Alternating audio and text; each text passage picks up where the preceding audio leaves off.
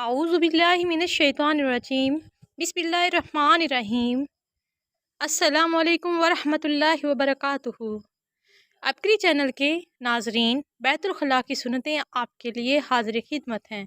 Number 1، بیت الخلاء میں سر ڈھانک کر اور جوتا پہن کر جانا چاہیے۔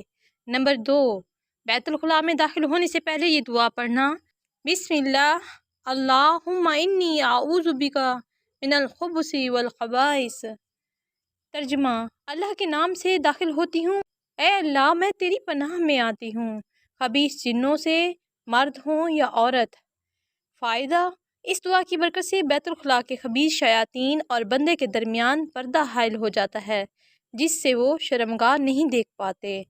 نمبر 3، بیت الخلاء میں داخل ہوتے وقت پہلے بایاں قدم رکھنا۔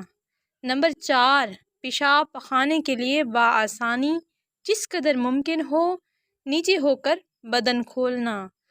نمبر 5، بیٹھ کر پیشاب کرنا۔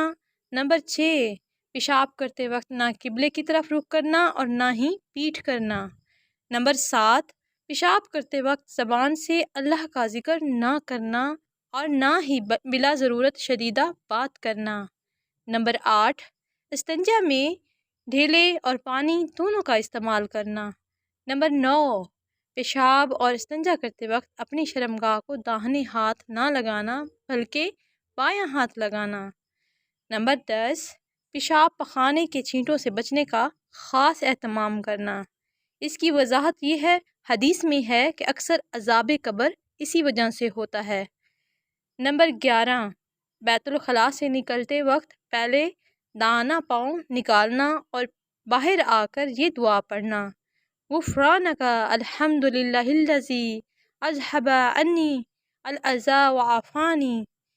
اس کا ترجمہ: اے اللہ، میں تجھ سے مغفرت کا سوال کرتی ہوں، سب تعریفیں اللہ ہی کے لیے ہیں جس نے مجھ سے تکلیف دینے والی چیز دور کی اور مجھے آرام دیا۔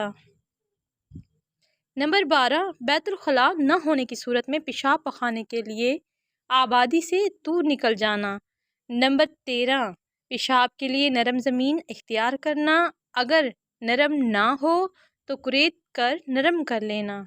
اس کی وضاحت یہ ہے، بیت الخلاء جانے سے پہلے انگوٹھی یا کسی چیز پر قرآن مجید کی آیت یا حضور صلی اللہ علیہ وسلم کا مبارک نام لکھا ہو اور وہ دکھائی دیتا ہو تو اسے اتار کر باہر ہی چھوڑ دیں اور فراغت کے بعد آ کر پہن لیں۔ تعویذ جس کو موم جامع کر لیا گیا ہو یا کپڑے میں سی لیا گیا ہو، اس کو پہن کر جانا جائز ہے۔